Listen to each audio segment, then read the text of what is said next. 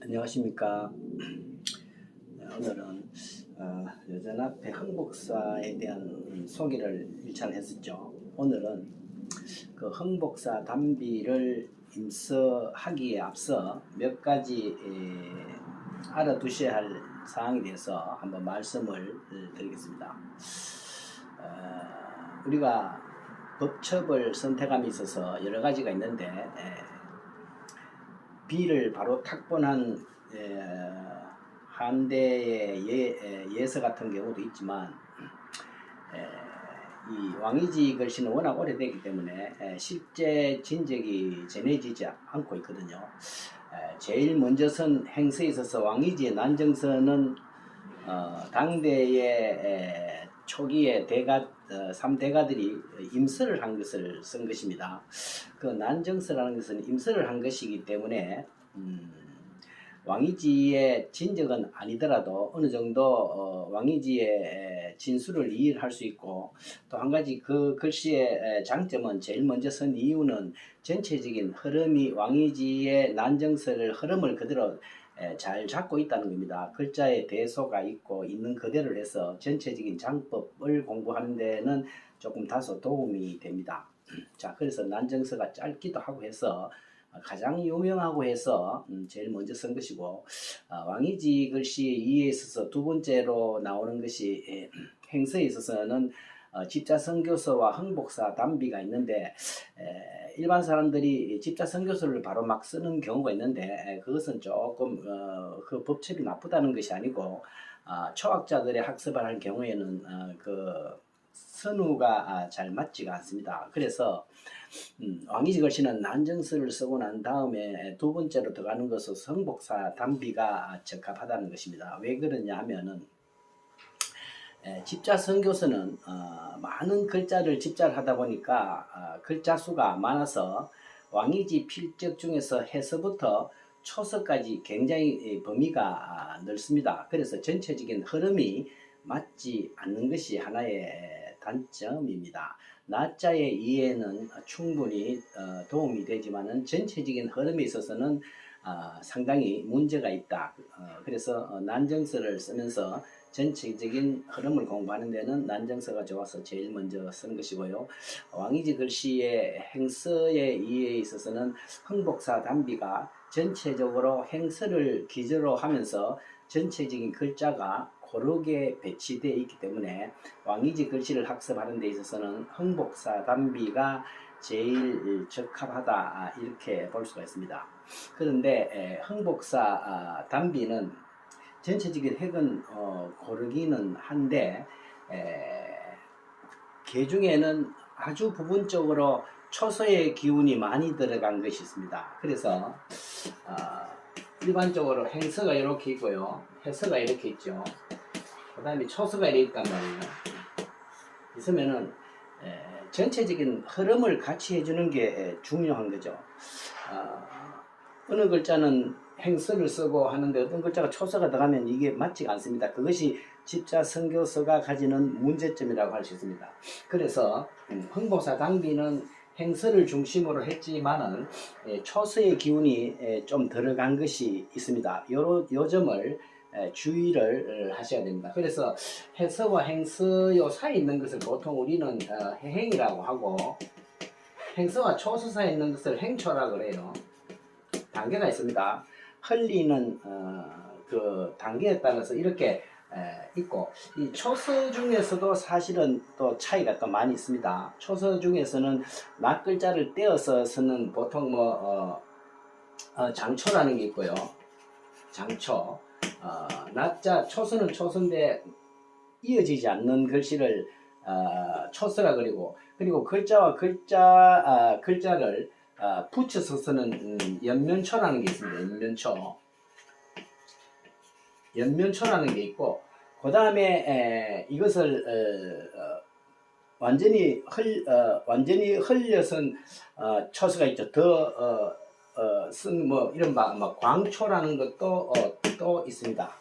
그래서 초서에서도 이런 단계가 있고, 해서로부터 초서 이래까지 글씨를 쓰는 속도와 생략하는 정도에 따라서 단계가 굉장히 있기 때문에 이쪽의 글씨하고 이쪽에 이런 글씨하고 섞이게 되면은 전체적인 흐름이 맞지 않게 됩니다. 자, 그래서 이 행서를 중심으로 해서 씌어진 집잡이인 흥복사 단비를 쓰는데 행서를 중심으로 하되 행초까지는 약간 부분적인 초서가 부분적으로 씌어진 것은 수용을 하되 이 초석기로서 씌어진 행서가 조금 이쪽에서는 나옵니다. 그런 것은 그대로 쓰면은 조금 혼란이 오게 돼 있어요. 그래서 이런 점은 제가 임서를 할 때 조금 부분적인 수정을 하고 그 수정을 한 데 대해서는 제가 임서가 끝난 뒤에 간단히 설명을 하기로 하겠습니다. 하나의 예를 들면요. 이 흥복사 단비 제일 첫면에 보면은 이 석자씩 고르게 배치되어 있어요. 시중에 나오는 법첩은 글자의 크기를 전부 다 고르게 하면서 키도 조절이 되어 있어서 낮자 학습하기에는 굉장히 좋습니다. 그런 장점이 있어요. 그런데 이 페이지에 7째 글자인 그 다음에 배자가 나오는데 이 배자는 이 좌변의 좌부방이 사실은 초서입니다. 이게 그래서 전체적인 흐름에 있어서 초서가 들어가 있어서 조금 초학자들인 경우에는 행서와 초서를 혼돈하는 경우가 있습니다. 이런 경우는 제가 조금 전체적인 이 흥복사 단비의 흐름에 맞는 행서로 쓰면서 그때 많이 변화가 있는 경우는 제가 한번 뒤쪽에 가서 설명을 드리기로 하겠습니다. 이 좌부방은 보통 이렇게 써요. 약간 저쪽에 쑥 들어가고 하면서 때에 따라서는 이렇게 쓰기도 하는데 초서에 오면은 이렇게 와서 이렇게 나옵니다. 그래서 이 좌부방이 상당히 초서적으로 표현이 되기 때문에 이런 것은 조금씩 수정을 해가면서 전체적인 행서의 기조를 이해해야 되기 때문에 집잡이인 경우에는 그대로 무조건 따라 쓰는 것은 조금의 문제가 있다 이렇게 생각을 합니다. 그래서 그런 점을 일단 감안을 해 주시고요. 그리고 집잡이를 공부를 할 경우에 한 가지 몇 가지 문제가 있는데 집잡이는 여러 가지 자료에서 글자를 선택을 해가지고 전체적인 배열을 하기 때문에 크기에 대소 문제가 없습니다. 행초에 있어서는 해서와는 달리 글자의 크기와 장단이 조금 차이가 있거든요. 그게 오히려 행초의 장점인데 집잡이를 하는 경우에서는 글자를 고르게 배열하기 때문에 글씨의 크기와 길이가 조금씩 차이가 있는데 이것은 같이 배열했기 때문에 글자의 크기 문제는 관심이 이렇게 학습하기가 좋지가 않습니다. 어떤 글씨는 크고 어떤 글씨는 작고 어떤 글씨는 길고 이런 경우가 있죠. 때에 따라서는 긴 글씨가 오면 세 자가 이렇게 오고 이쪽에는 네 자가 오는 수도 있습니다. 근데 행초에서는 이것이 들어가야 자연스러운데 집잡이인 경우는 이거를 전부 다 고르게 하는 경우가 많기 때문에 전체적인 장법을 공부를 하는 데는 적합하지 않다. 다만 집잡이에 있어서는 그 글자의 한자 한자의 자형을 공부를 하는데 주안점을 준다는 점입니다. 이렇게 집잡이를 중심으로 해서 기본적인 학습을 하고 난 다음에 전체적인 장법을 위주로 쓴 그런 글씨를 따로 공부를 하게 됩니다. 그래서 글자의 키를 굵기와 키를 이렇게 변화 있게 공부하는 데는 집잡이에서는 그런 점을 주의를 하고 전체적인 장법에 있어서는 아직 관심을 둘 그런 단계가 아니다는 것을 알고요. 또 한 가지는 같은 사람이 왕이지 글씨를 집자를 했더라도 왕이지도 이 글씨를 뭐 30대, 40대, 50대, 60대가 있지 않겠습니까?